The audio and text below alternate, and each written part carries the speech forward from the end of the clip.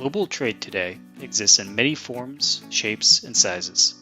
The majority of world trade, however, can be grouped into one of two basic trade flows to describe the interactions between parties. An open account trade transaction in international trade is a sale where the goods are shipped and delivered before payment is due, which is typically in 30, 60, or 90 days. It's fast, simple, and low cost, but it's risky and relies completely upon the trust between the buyer and supplier.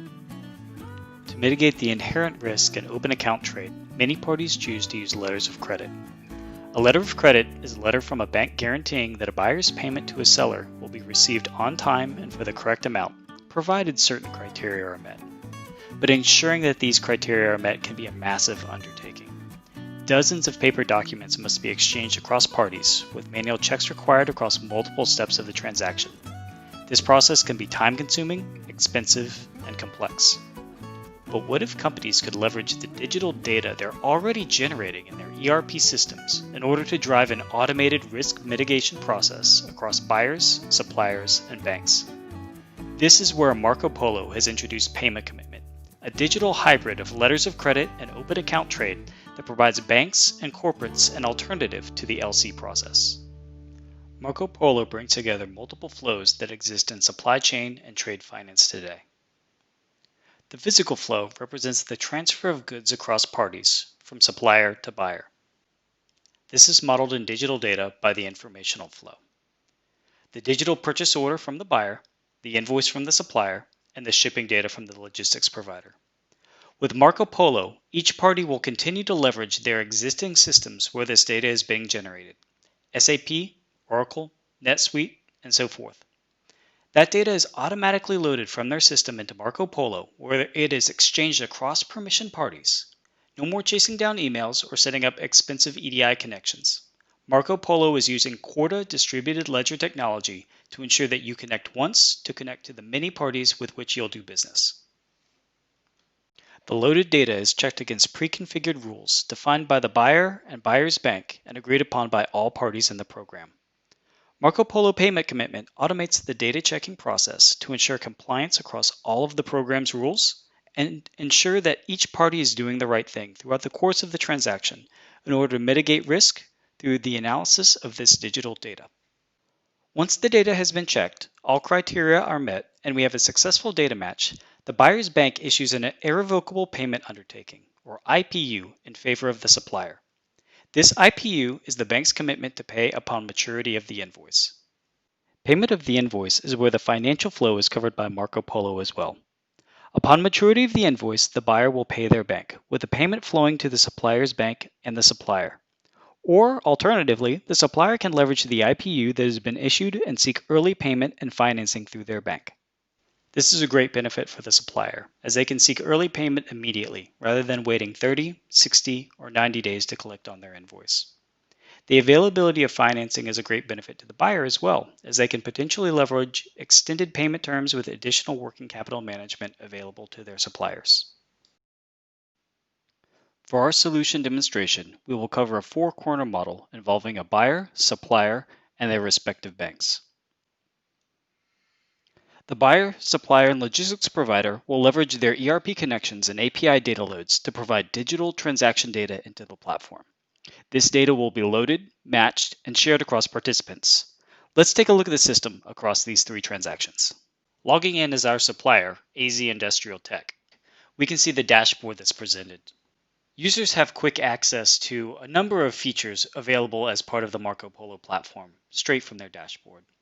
For example, I have easy access to the ledgers that hold all of the transactions across the participants of our particular program, such as Payment Commitment.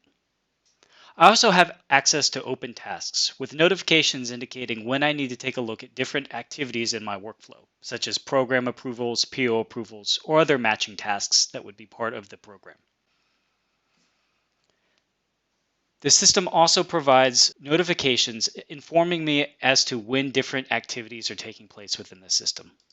I can see the details and click in for more information directly from these notifications.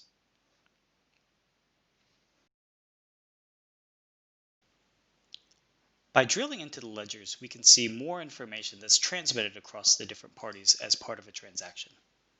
For example, on the ledger you can see information at a high level. What is the PO number, status, remaining value, and so forth.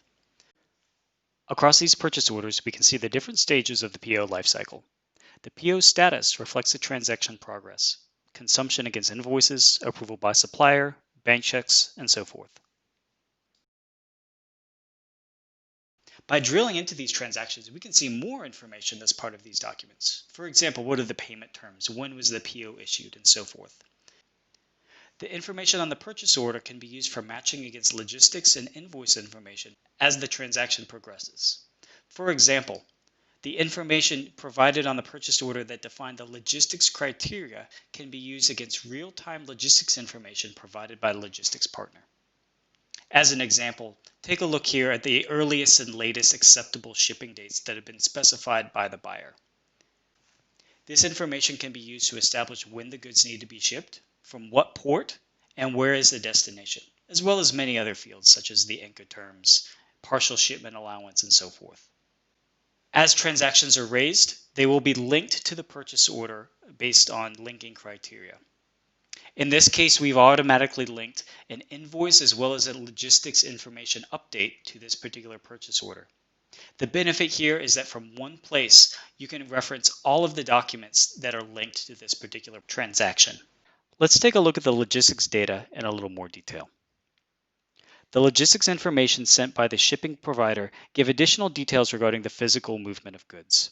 We can see information like the bill of lading and tracking numbers as these identifiers are generated and provided. Additionally, we get insight and transparency into logistic events taking place. We can see updates to logistics information as the shipment is picked up, departs port, arrives, clears customs, and so forth. The packing details indicate additional information regarding the handling of the shipment, and the sea freight voyage information provides ship name and IMO numbers for tracking purposes. Finally, we come to the invoice. With all three digital transactions loaded, we can begin processing the match across the three documents. If there are no issues, matching takes place automatically and allows the bank to review and process the payment commitment. But if the matching criteria are not met, the user will be notified and given an opportunity to review and process the mismatch. Reviewing matching details, I can see the criteria that have been defined by the bank and buyer that must be met for payment commitment. Some of the information is basic, matching ID numbers, invoice value with intolerance of the PO amount, currency checks, and so on. As indicated above, however, I have a mismatch between my invoice and logistic information. You can see that the values specified for our ports have mismatching data. In this case, the logistics provider gave us the two-letter country code, prompting the system to detect an issue and raise this for manual review. I have two choices at this point. I can route this invoice for mismatch approval and acceptance across the buyer and banks, or I can upload updated data to resolve the issue with a new version. Either choice will be stored in the ledger, ensuring that the entire history of the transaction will be visible across parties. Switching to the bank view, we can see that they have a similar dashboard view with easy access to open tasks and ledgers. Payment commitment participants have access to two types of irrevocable payment undertakings, a contingent IPU and an effective IPU. A contingent IPU is issued by the buyer's bank upon the approval of the purchase order by the supplier. It states that, contingent upon the program's criteria being met, that the buyer's bank will commit to pay the supplier.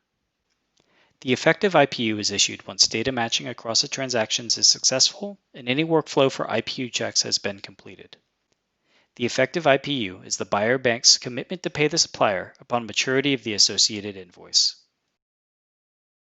As part of the IPU review process, banks can review the trade data on Marco Polo associated with the payment commitment and choose to accept or reject the IPU.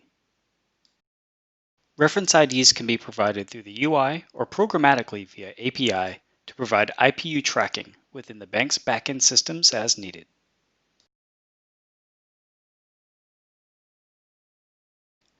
Upon approval of the IPU, all permission parties will receive a copy of the IPU, with the supplier able to leverage this payment commitment for early payment and financing. This was just a quick overview of Marco Polo's capabilities to handle system-to-system digital trade data matching and leverage this data exchange to provide an automated risk mitigation process. We're happy to provide a more in-depth demo across the Marco Polo payment commitment capabilities, as well as explore other Marco Polo working capital management modules like payables finance and receivables discounting. The benefits of Marco Polo payment commitment are clear. Payment commitment is a more practical and efficient risk mitigation process than a letter of credit. Letters of credit rely on physical presentation and manual review of documentation, which can be a challenge given the physical barriers and social distancing required by changes in how the world operates. Payment commitment also provides better risk mitigation than open account trade, while still providing a very simple, efficient, and automated process.